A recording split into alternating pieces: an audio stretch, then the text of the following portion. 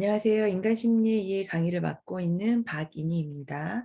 4주차 1차 시 강의 시작하도록 할게요. 이번 장은 5장 학습입니다. 네, 화면 공유 먼저 하도록 할게요.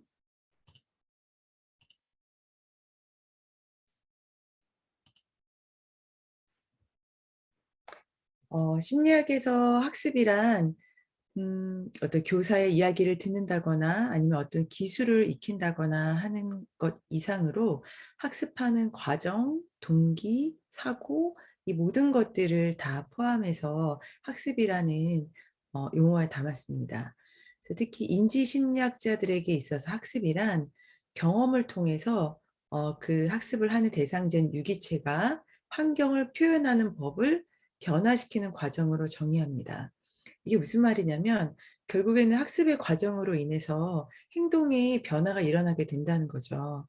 그 행동의 변화뿐만이 아니라 그 행동이 변화되기까지 인지 과정 전체를 통틀어서 학습이라고 하는데요. 여기서는 이 말을 유기체가 환경에 대한 표현을 변화시키는 과정, 즉 이전과는 다른 방식으로 행동하고 사고한다는 것을 나타내고 있습니다. 그래서 이론가별 학습에 대한 정의를 보게 되면요. 행동주의에서는 경험으로 인해서 행동이 변화하게 된다. 역시나 행동을 가장 중요하게 보고 있고요. 인지 이론에서는 경험으로 유기체가 환경을 표현하는 방식이 변화되는 과정이다. 즉 사고 체계가 변화하는 과정을 중요시 여겼습니다.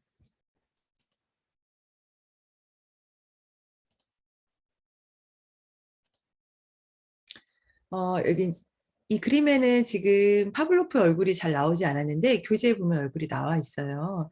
그래서 이제 러시아에서 파블로프와 그의 동료들이 우연치 않은 기회로 파블로프의 실험이라는 연구를 하게 되는데요. 이 파블로프의 실험은 아마 여러분들도 다 들어보셨을 거예요. 왜 이 실험이 인류한테 이렇게 중요할까?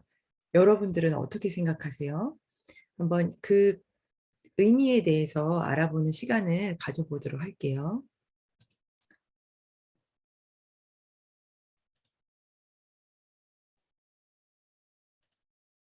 자, 이제 고전적 조건 형성이라고 하는 이제 중요한 이제 의미가 나왔는데요. 이 고전적 조건 형성은 우리가 어떤 사건들을 다른 사건들과 짝짓는 과정이에요. 연합이라는 말도 쓰고 연계라는 말도 쓰고 연관이라는 말도 써요.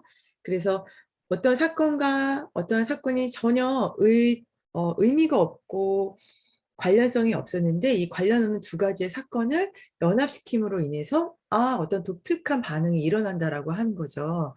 그것이 바로 고전적 조건 형성이고 이 학습 과정은 의도하지 않았던 아주 우연히 얻게 되는 학습 과정이에요.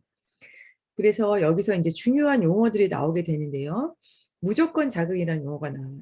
무조건 자극은 unconditioned stimulus라 그래서 약자로 UCS. 앞으로도 이제 이 용어가 자주 나올 테니까 이제 잘 알아두세요. 이 무조건 자극은 조건화를 시키기 전에 유기체로부터 무조건적인 반응을 이끌어내는 자극이에요. 예를 들면 여기 나오는 이제 얘처럼 고기를 주면 개가 침을 흘린다. 이런 건 아주 무조건적인 반응이죠. 아이들이 사탕을 보면 먹고 싶어 한다. 이런 것들이 이랬을 때 그 주어지는 자극, 뭐 고기, 사탕, 아주 원초적이고 본능적인 반응을 이끌어내는 자극물들을 무조건 자극이라고 해요. 조건화되어 있지 않은 것이죠. 그래서 이 무조건 자극에 반응해서 나타내는 것들을 무조건 반응, unconditioned response라고 하는데 약자로는 UCR이에요. 그래서 무조건 자극 반사에 대한 비학습 반응. 이거는 굉장히 원초적이고 본능적이기 때문에 학습되지 않아도 저절로 일어나게 돼요. 우리가 뭐 침을 흘린다든지 맛있는 걸 보면 침을 흘린다든지 더우면 땀을 흘린다든지 뭐 소변이 마려우면은 막 이렇게 움켜진다든지 이런 것들이 다 비학습된 반응들인데 이것과는 또 다른 무조건 자극, 무조건 반응, 또 다른 의미의 조건 자극이 있어요. 이제 이런 것들을 이제 과학자들이 발견해낸 현상인데, 컨디션드 스티뮬러스라고 해서 관련 반응을 유발하는 자극과 반복적으로 연계가 되면서 어떠한 특별한 조건 반응을 유발하게 돼요. 말은 되게 어려운데 이제 뒤에 예를 보시게 되면 조금 더 이해하시기가 쉬울 거예요. 그래서 전혀 상관없는 반응인데 이 조건이 주어졌을 때 그 상관없는 반응을 일으켜내게 되는 학습에 의해서 일으켜지게 되는 자극들을 조건화된 자극, 컨디션드 스티뮬러스라고 하고 약자로는 CS라고 해요. 그 다음에 이제 조건 반응들. 조건 반응은 이제 조건 자극에 짝지어서 나타나게 되는 것으로, 뭐, 예를 들면 이 파블로프의 개 실험에서는 뜰랭뜰랭 하는 종소리를 듣고 개가 침을 흘리는 반응들이 조건 반응이 되겠죠. 그래서 어떻게 이 무조건 자극과 무조건 반응이 조건 자극과 조건 반응으로 학습이 되게 되는지 그 과정을 이제 차차 살펴보도록 할게요. 그래서 고전적 조건 형성을 살펴보게 되면 아까도 말씀드렸다시피 이제 의도하지 않은 서로 관련이 없는 사건들 간의 연계를 학습하는 과정을 고전적 조건 형성으로 봐요. 그래서 이를 통해서 유기체는 여기서 정신적이라는 건 이제 뒤에 이제 인지심리학에서도 얘기를 하게 되는데 어떤 사고 과정을 거치게 된다는 거죠. 그래서 그 사고 과정을 통해서 아 이렇게 환경이 변하겠구나라고 하는 것들을 예측할 수 있다라고 하는 거예요. 그래서 파블로프의 처음의 실험은 이 고전적 조건 형성의 무조건적 반응으로 나타나게 되는 이 침샘을 연구하는 것이 처음에는 이제 주제였었는데 이게 어떻게 조건적으로 변하게 됐냐면 이제 우연히 조수가 이제 처음에는 이제 파블로프가 이 침샘에서 나오게 되는 이 입속의 신경 수용체를 확인하려고 연구를 하고 있었는데 무조건 자극이 주어질 때마다 침샘이 나와야 되는데 조수가 이제 스스로 금속 사료 그릇을 툭 쳤던 거예요. 그때마다 원하지 않는 시간에 이제 걔가 침을 흘리는 거죠. 그래서 처음에는 파블로프가 아 이것이 뭔가 실험에 대한 방해를 받는다라고 느꼈는데 가만 보니 이 먹이와 상관없는 먹이 그릇을 치는 것만으로도 강아지가 걔가 침을 흘리는구나. 아, 이것을 한번 연구해 봐야 되겠다. 그래서 이 반사된 작용으로 나오게 된 침이 학습되는 게 아니라 이건 학습된 게 아니죠. 우연히 발견하게 된 거죠. 그래서 특정한 자극에 의해서도 유발될 수 있다는 것을 발견하면서 아, 어떤 자극과 자극이 연관되었을 때 이것이 학습될 수 있구나. 혹은 조절될 수 있구나. 그래서 이 연관 관계를 밝혀낸 것이 파블로프의 실험입니다. 이 그림을 이제 보시게 되면 조금 더 자세하게 이해하실 수 있어요. 처음에는 이 벨소리라고 하는 것들이 강아지 이 개와는 전혀 상관이 없는 중립 자극이었죠. 그래서 처음에는 이 아마 딸랑딸랑 이 배를 울렸을 때 걔가 반응을 하지 않았을 거예요. 뭐 관심도 없고 뭐 소리가 났으니까 한번 쳐다봤을 수는 있지만 여기서 원하는 타액을 흘리는 반응은 나타나지 않았다는 거예요. 그랬는데 이제 음식이 주어졌어요. 먹이가 주어졌어요. 이거는 무조건 침을 흘리게 하는 무조건 자극이죠. 이때 타액 분비 반응은 무조건 반응일까요? 조건 반응일까요? 무조건 반응이죠. 무조건 자극에 반응하기 때문에 이때 타액 분비 반응은 무조건 반응이다. 무조건 반응.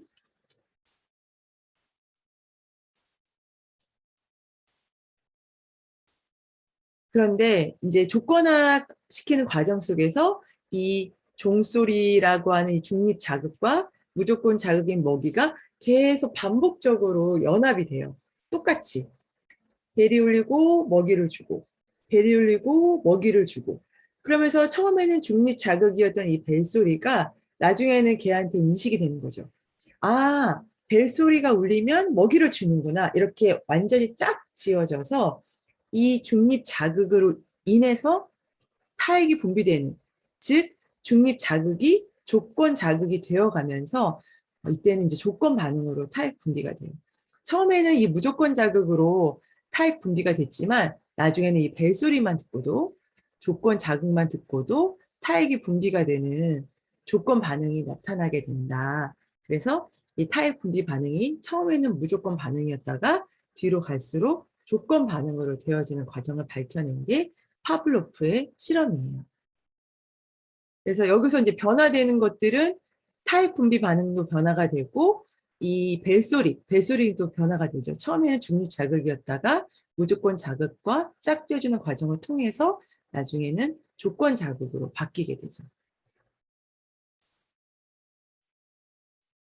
그래서 고전적 조건 형성에서는 이 조건 반응만 나타내는 게 아니라 이것이 더 이상 조건 자극이 무조건 자극과 짝지어지지 않게 되면 처음에는 벨소리만 듣고도 침을 흘렸지만 타액을 흘렸지만 먹이가 오지 않네 이런 게 반복되고 또 학습이 되다 보면 더 이상 이제 침샘에서 타액이 분비가 되지 않죠. 그래서 조건 반응을 상실하는 과정을 소거라고 합니다. 그래서 학습에 의해서 나타났던 반응들이 더 이상 나오지 않는 것들을 소거라고 해요. 또 다른 예를 이제 보게 되면 요즘에는 이제 아파트에서 자동차가 이렇게 들어오면 소리가 나잖아요. 그럼 자동차 진입 소리를 들으면 아이들이 어떻게 해요? 아, 엄마 왔다, 아빠 왔다. 그러면서 그 자동차 진입 벨소리와 부모가 도착하는 이 무조건 자극을 짝지어서 아이가 기뻐하는 감정 반응을 나타나게 돼요. 그래서 이때의 아이의 반응은 자동차 진입 소리만 듣고도 아, 부모가 오는구나라고 기뻐하기 때문에 조건 반응인데 만일 이 이제 벨이 고장이 난 거예요. 그래서 시도 때도 없이 울려요. 어? 엄마 아빠가 오지 않아. 벨소리가 울렸는데 오지 않네? 에이, 망가졌네. 그러면서 아이는 이제 포기를 하죠. 아, 저거 그냥 벨소리만 나는 거야. 이러면서 이제 인지적인 관점에서 아이가 환경을 파악하는 능력이 변화가 되는 거죠. 그래서 더 이상 이때 이 자동차 진입 소리가 조건 자극으로서 기능을 하지 못할 때 이 아이의 기뻐하는 반응이 소거가 된다라고 볼 수 있습니다. 그래서 학습과 소거 복선을 보게 되면요. 처음에 이제 이 파블로프의 개실험을 예로 들었을 때 이제 처음에 이렇게 종소리와 먹이를 같이 함께 주었을 때 엄청나게 침샘이 많이 나오게 된 이 분포 곡선을 볼 수 있죠. 그러다가 이제 먹이가 주어졌어요. 먹이를 다 먹었어. 그렇게 되면 어떻게 돼요? 더 이상 조건 반응인 타액 분비 반응이 없어지죠. 그래서 조건 반응은 어떠한 강한 이제 무조건 자극이 주어지고 난 다음에는 일시적으로 소거되는 상태가 와요. 그랬다가 또 딸랑딸랑 소리가 들려요. 그러면 또 다시 학습되었던 걸 생각하고 다시 이렇게 타액이 발생하게 되죠. 이런 것을 자연적인 회복, 자발적 회복이라고 해요. 그래서 처음에는 이 조건 자극이 무조건 자극과 짝지어진 상태에서 타액 분비 반응이 나타났다가 그것이 더 이상 무조건 자극이 주어지지 않을 때는 반응이 없어지는 소거 과정을 거치다가 시간이 지나면서 이제 잊어버려요. 그랬다가 또 다시 딸랑딸랑 소리가 나게 되면 막 침이 나왔다가 더 이상 먹이가 오지 않네. 이렇게 무조건 자극이 주어지지 않으면 아주 빠르게 또 그 반응이 소거가 되죠. 그래서 진화 심리학자들은 이 소거와 마찬가지로 자발적인 회복도 동물에게 적응력을 제공해 준다고 봐요. 그래서 여기 이제 그림에 보시는 것처럼 야생에 있는 물 웅덩이들은 1년에 몇 달 동안만 물이 채워져 있을 수 있어요. 그래서 여기 있는 물을 먹게 되면 자연적으로 말라버리겠죠. 그래서 이제 동물들이 물 웅덩이에 가면 물이 있겠구나 해서 계속 그 물 웅덩이를 가다가 나중에는 그 물 웅덩이가 말라서 없어진 것을 알고서는 더 이상 가지 않게 되면서 그 행동이 소거가 되죠. 그런데 또 한참 시간이 지나고 목이 말라. 혹시 거기 가면 물이 있지 않을까? 그러면서 또 다시 물 웅덩이를 찾아가죠. 이렇게 자발적으로 그 학습된 행동들이 회복이 되는 과정들. 그래서 물 웅덩이가 다시 또 시간이 지나면 채워져 있기 때문에 이런 식으로 유기체가 반복되는 상황에 적응할 수 있도록 도와줍니다. 자발적 회복들은. 그래서 자발적 회복에서는 이 시간의 경과가 기억을 망각시켰다가 다시 그 행동을 회복시키는 열쇠가 될 수 있어요. 그 다음에 이제 일반함의 변별인데 이거는 고전적 조건 형성에도 나오고 조작적 조건 형성에도 뒤에 또 나와요. 그래서 일반화라고 하는 것들은 이제 파블로프가 이렇게 봤더니 상이한 자극에 대해서 만약에 벨소리뿐만이 아니라 뭐 어떤 다른 빛을 비춘 다음에 먹이를 주었더니 이것도 또 먹이가 오네라고 하는 것처럼 비슷한 자극에 대해서 똑같이 타액이 분비되는 반응을 일반화라고 해요. 그래서 일반화는 애초에 그 조건화된 자극과 비슷한 자극이 유발되었을 때 조건 반응을 일으키는 것들을 일반화라고 합니다. 그래서 개한테 원을 보여주면, 왜냐면 먹이 그릇이 동그라니까 원 모양만 보여줘도 나중에는 이제 개가 침을 흘리게 되는 그 일반화를 증명했죠. 그러면서 이제 이 원과 또 비슷한 또 원을 보여주면서 실험을 해요. 변별이라고 하는 동그란 원에만 반응을 하게 한다거나 뭐 조금 타원으로 된다면 반응을 하게 한다거나 이제 이러면서 나중에 걔는 어, 어떠한 자극이 주어지고 주어지지 않는지를 변별할 수 있게 되면서 타원에 반응을 해서는 타액을 분비하지 않고 원에만 반응해서 타액을 분비하는 변별 반응을 보여주게 돼요. 근데 이제 이게 변별 자극이 너무 이제 변별되지 않을 때, 그러니까 상이하지 않게 너무 차이점이 없을 때는 변별력을 잃기 때문에 또 이럴 때는 변별 그 실험 신경증이라고 하는 또 증상을 또 앓게 됩니다. 그다음에 고전적 조건 형성이 적용된 이제 또 다른 예를 살펴볼 수 있는데요. 어, 맛을 혐오하게 되는 그 현상도 또한 고전적 조건 형성에 들어가게 돼요. 이제 여기서 또 다른 이제 실험을 했는데 어떤 물에다가 이제 설탕을 타서 단 물을 만든 다음에 거기에다가 어떤 이제 방사선이나 어떤 전기 자극을 줘가지고 메스꺼움이란 반응을 일으켜요. 그래서 단물을 마실 때 방사선을 일으켜서 이렇게 메스꺼움을 일으키는 반응들을 했더니 쥐들이 그거에 대해서 혐오감을 가지고 나중에는 단물만 봐도 먹질 않더라.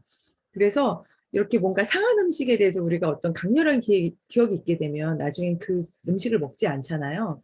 그런 것처럼 이 맛을 기피하는 현상은 한 번에 조건 자극에 대해서도 좀 영구적으로 행동이 변화하는 반응을 일으켜내게 돼요. 그래서 우리가 좀 상한 음식들이나 이렇게 좀 메스꺼운 반응들이나 이런 것들을 기피하게 되면서 오히려 동물들이 환경에 적응할 수 있도록 진화하게 되었다라고 보고 있습니다.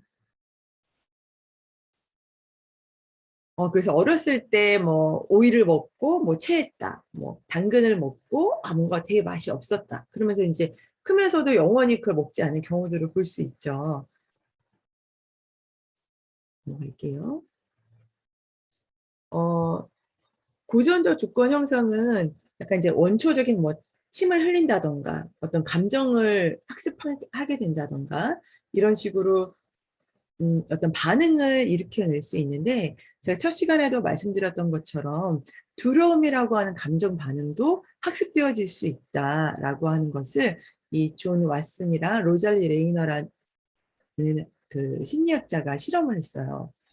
어, 굉장히 이제 감정이라고 하는 것들이 어떻게 학습이 될 수 있어. 사람들이 그렇게 생각을 했는데, 이 엘버트가 흰 쥐를 갖고 놀다가 이 흰 쥐와 함께 공포 자극을 일으키는 이 무조건 자극을 연합시킴으로 인해서 나중에 이제 엘버트가 흰 쥐만 봐도 굉장히 두려워하고 그걸 이제 일반화하게 되면서 나중에 비슷한 흰색의 물체만 봐도 두려워하게 되는, 그러니까 변별력을 잃어버리게 되는 그런 이제 결과가 나타나게 되죠.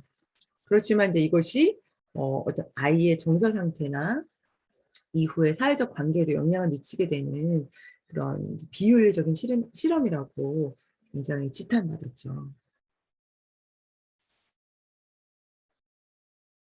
그래서 이런 것들을 이제 또한 이제 그 당시는 엘버트한테 이 조건화된 반응을 소거시키지 못했지만 이후에는 역조건 형성이라는 것들도 또 연구를 하면서 두려운 반응 대신 이완 반응이나 즐거운 반응을 또 짝지어서 그때 그 조건화됐던 반응 등을 바꿔내는 그런 역조건 형성이라고 해요. 그래서 이전의 조건화된 반응과 반대의 반응으로 반응하는 것들, 그거에 대해서 행동하는 것들을 역조건 형성이라고 합니다. 그래서 이제 예를 들면 긴장은 이완과 같이 병행할 수 없다라는 이론에 입각해서 예를 들면 이제 이런 거예요. 땡그랑거리는 이런 이제 소리가 되게 고통스러워서 조건화될 수 있다면 나중에 땡그랑거릴 때 이것이 내가 저금통에 그 집어넣는 동전 소리와 함께 이렇게 땡그랑 되면서 여기 돈이 모이게 되면 내가 원하는 것들을 살 수 있네 이렇게 즐거운 경험으로 대체되면서 처음에는 땡그랑거리는 소리에 뭔가 기피하거나 혐오스러운 반응을 일으켰을지라도 나중에는 이게 이제 즐거운 경험으로 대체가 되면 두려움이 반대 방향으로 조건화될 수 있다. 이렇게 또 밝혀냈습니다. 여기 너무너무 귀여운 아기가 있는데, 어, 엘버트한테는 이 실험을 진행하지 않았지만, 나중에 이제 다른 아기한테 이제 비슷한 이제 토끼라는 대상을 두려움의 그 공포 반응을 조건 반응으로 만들었다가, 나중에 이제 토끼와 함께 있을 때마다 맛있는 쿠키나 사탕을 주면서 아이가 나중에는 이렇게 점점 멀리 있던 토끼를 점점 가까이 오게 하는 역조건 형성도 성공했다는 그런 실험 결과가 있습니다.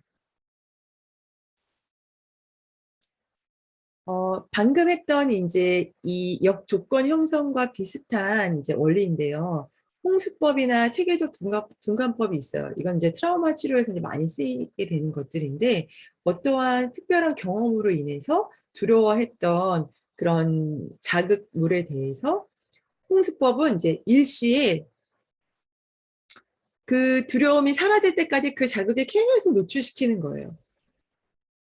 만약에 쥐를 두려워한다면 쥐를 계속 보여주게 함으로 인해서 그거에 대해서 이제 어떻게 보면 이제 둔감해지게 하는.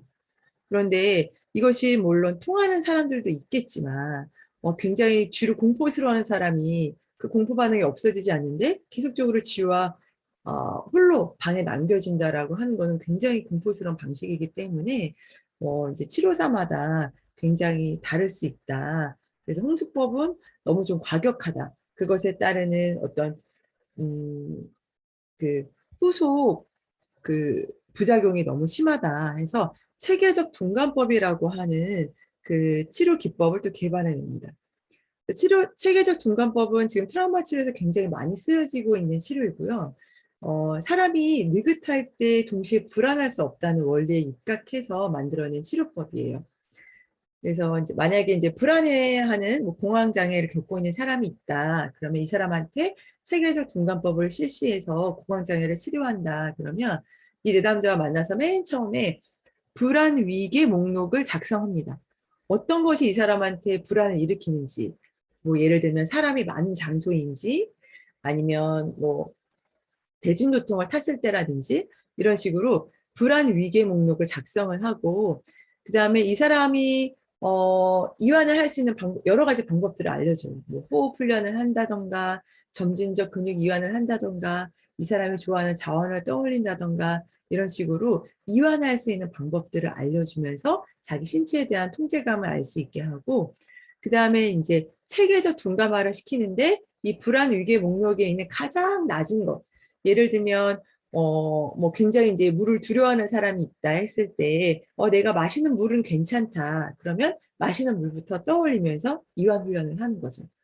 그러면서 점차 높은 단계로 가장 불안의 끝에 있는 불안의 목록까지 직면해서 노출하는 것이 체계적 둔감법입니다. 이 순서를 잘 알아두세요. 낮은 목록부터 점차 높은 단계로 나아간다. 너무 높은 단계부터 실시하게 되면 그것이 다시 재트라우마를 일으킬 수도 있겠죠. 그 다음에 이제 조작적 조건 형성인데, 고전적 조건 형성과는 조금 다른 또 그런 원리들을 적용을 했어요. 그래서 조작적 조건 형성에서는 손다이크랑 스키너가 유명한데요. 손다이크는 학습에 대한 보상과 처벌의 효과에 관한 실험에서 그 고양이를 퍼즐 박스에 넣은 다음에 고양이가 이렇게 끈을 이제 잡아당기면 그것이 풀려가지고, 바깥으로 퍼즐 박스 바깥으로 나가게 돼서 음식을 먹는 보상 행동을 할 수 있도록 해서 이런 행동을 하면 이런 결과가 일어나는구나 라고 하는 것들을 고양이가 알아차릴 수 있도록 이건 이제 효과의 법칙이라고 해요. 그래서 효과의 법칙은 가장 만족스러운 결과가 뒤따르는 행동 반응들을 연습하게 되는 것들을 말해요.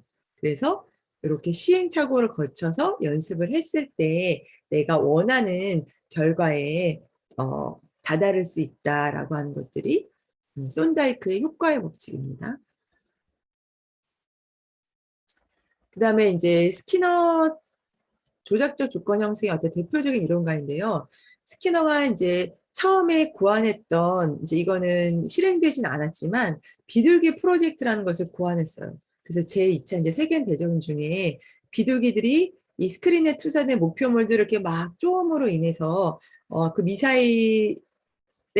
미사일을 쏘는 그 비행기에, 교란시키는 작전을 스키너가 계획을 했는데 이게 이제 너무 많은 예산이 들어간다거나 위험 부담이 있다. 그래서 그 계획은 무산됐지만 그 비둘기들을 연습시키면서 이게 가능해지는구나. 뭔가 음식을 주면 비둘기들이 원하는 행동을 하네. 그래서 이렇게 비둘기들이 원하는 행동들을 한다라는 것을 발견해서 이것을 바로 이제 조작적 행동이라고 합니다.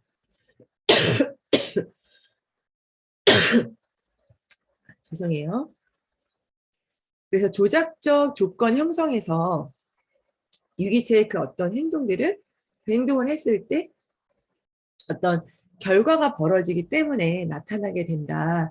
그래서 굉장히 그 행동의 결과, 효과 때문에 이루어지는 학습이라고 해서 단순한 형태의 학습이라고 정의가 되고요. 자발적 조건화에서는 우리가 이제 꼭 그 1차적 강화물은 어떤 이제 원초적이고 뭔가 우리가 본능적인 먹을 거라든지 따뜻한 거라든지 이런 식으로 우리의 본능을 충족시키는 것들인데 이렇게 이제 자발적 조건하에서는 사회적 인정처럼 2차적 강화물로서도 조작적 행동에 관여한다. 그래서 이렇게 강화물에 의해서 이뤄지는 그런 행동들을 조작 또는 조작된 행동이라고 했습니다. 여기까지 해서 이제 1차 시가 끝났고요. 조작적 조건 형성은 이제 2차 시에서도 조금 더 설명을 할 거예요. 그리고 이제 반드라의 관찰학습이라든지 이렇게 인지심리학에 대해서 할 텐데, 좀 이 고전적 조건 형성이나 조작적 조건 형성이 여러분들이 이해하는데 조금 어려울 수도 있어요. 왜냐하면 이제 처음 듣는 용어이기 때문에. 그래서 그 용어를 잘 이해하게 되면 그에 따른 원리들도 좀 잘 습득할 수 있다. 그래서 고전적 조건 형성에서 가장 중요한 용어는 이제 무조건 자극, 또 무조건 자극에 반응하는 무조건 반응, 또 이 조건 자극과 무조건 자극이 짝지어지게 돼서 나타나는 반응들이 조건 반응이다. 그래서 나중에 이 조건 자극이 무조건 자극과 함께 짝지어지지 않고 조건 자극만 계속 나오게 됐을 때는 이 조건화된 반응들이 사라진다. 소거가 된다. 그랬다가 일정한 시간이 지나게 되면 다시 학습됐던 그 행동들을 기억하고 그 조건화된 반응들을 이 조건 자극에 대해서 조건화된 반응들을 나타나게 되는 것들을 자발적 회복이라고 한다. 그래서 이 자발적 회복에는 시간의 경과가 중요하게 작동을 한다라고 할 수 있고요. 그 엘버트의 실험에서는 조건화된 반응을 없애지 못했지만 역조건 형성이라는 실험을 통해서 이 긴장과 이완, 또 긴장과 어떤 즐거움을 양립할 수 없다는 그 이론을 적용해서 역조건, 그 공포스러운 자극에 즐겁고 또 좋아하는 것들로 대체해가지고 이 공포 자극들을 바꿔내는 것들을 또 역조건 형성이라고 합니다. 그래서 이 역조건 형성을 하기 위해서 하게 되는 이런 이제 치료법들이 여러 가지가 있는데 그 중에 하나로 홍수법과 체계적 둔감법을 예로 들었어요. 홍수법은 그야말로 노출을 그냥 직면해서 하는 거예요. 내가 만약에 엘버트를 예로 든다면 엘버트가 흰 쥐를 두려워하면 흰 쥐를 계속 보여주는 거죠. 공포 반응이 없어질 때까지. 근데 이거는 이제 실패할 확률이 굉장히 높겠죠. 왜냐하면 무조건 자극이 그 즐거움이라고 하는 무조건 자극이 주어지지 않은 상태에서 공포 반응만 그대로 학습됐을 가능성이 높기 때문에 그래서 체계적 둔감법이라는 것을 또 개발했다.